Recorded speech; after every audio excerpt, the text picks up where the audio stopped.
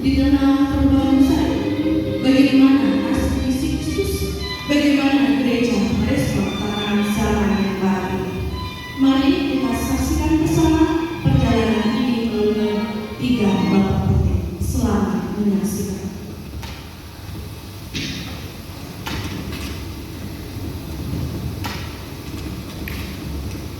Saat ini kita berada di Prancis tahun 1650. Ini adalah era kekuasaan absolut.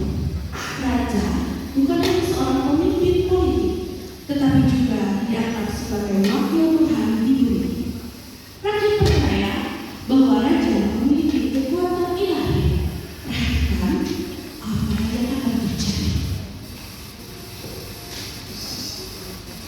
Dengarlah rakyatku yang setia. Aku adalah Raja Louis, Raja Prancis yang berkuasa di tanah ini atas kehendak Allah.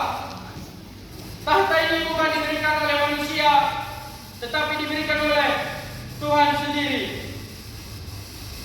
Kalian, rakyat jelata, harus tunduk dan patuh kepada perintahku, karena perintahku adalah kehendak Tuhan. Ya, yang mulia, kami adalah hamba-hamba yang Anda. Ingatlah ini baik-baik. Kalian yang terlahir sebagai rakyat jelata akan selamanya menjadi rakyat jelata. Kalian tidak bisa mengubah takdir yang Tuhan tetapkan. Kalian harus bekerja keras, membayar pajak, dan melayani kerjaan ini dengan sepenuh hati. Sedangkan para bangsawan yang terlahir dengan darah mulia akan selamanya memerintah kalian. Ini adalah perintah yang ditetapkan oleh Tuhan. Kami mengerti yang mulia, kami menerima takdir kami. Baiklah, hari ini adalah hari istimewa. Aku akan menunjukkan kepada kalian kekuatan ilahi yang Tuhan berikan kepadaku. Kalian yang sakit, mendekatlah. Aku akan menyembuhkan kalian dengan sentuhan tanganku yang diberkati.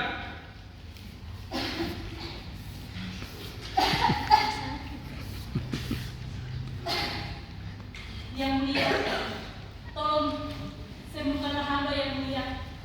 Hamba mengalami batuk-batuk selama berbulan-bulan yang mulia. Tolong yang mulia.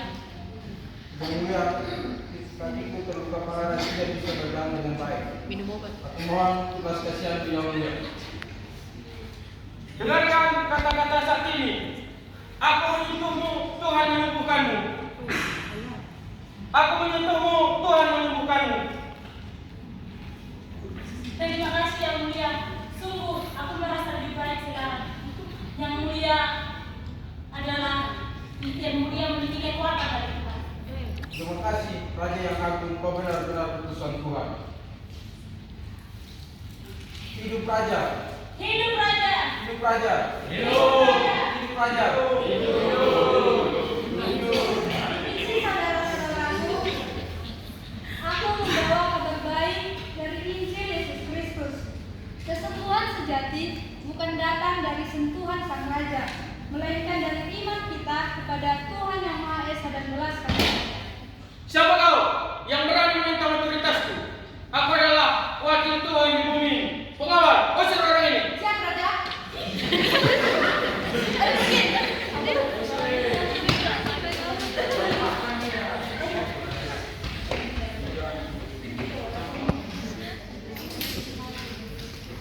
Ingat rakyatku, jangan dengarkan orang-orang yang mencoba menggoyahkan imanmu kepada raja dan kerajaan ini. Hanya melalui aku, kalian bisa mendapatkan berkah dari Tuhan. Sekarang pergilah dan teruslah setia. Inilah kondisi pada zaman pencerahan. Kekuasaan absolut membuat rakyat percaya bahwa perubahan nasib adalah mustahil. Misionaris yang mencoba membawa pesan Injil sering ditolak dan diusir karena dianggap mengancam otoritas raja. Namun, sebentar lagi dunia akan berubah.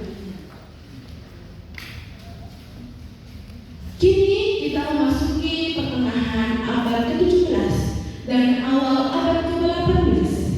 Revolusi ilmiah sedang terjadi. Para ilmuwan mulai menggunakan metode eksperimen dan observasi untuk memahami alam semesta. Mereka tidak lagi puas dengan penjelasan tradisional yang hanya mengandalkan otoritas gereja atau raja.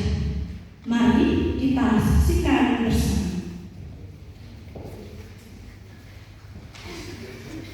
Hai saudara-saudaraku, aku adalah Isaac Newton.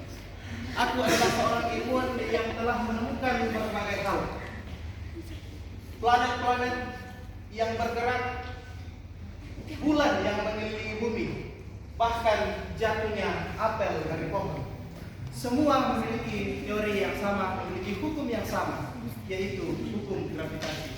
Ini bukan hal sihir dan bukan juga suatu keajaiban, tetapi hal ini bisa kita pelajari dengan akal dan pikiran kita sebagai manusia. Jadi, maksud Anda, bintang dan bulan bisa dijelaskan secara fisika? Ya, benar sekali. Segala hal ini bisa kita pelajari dengan akal dan pikiran kita.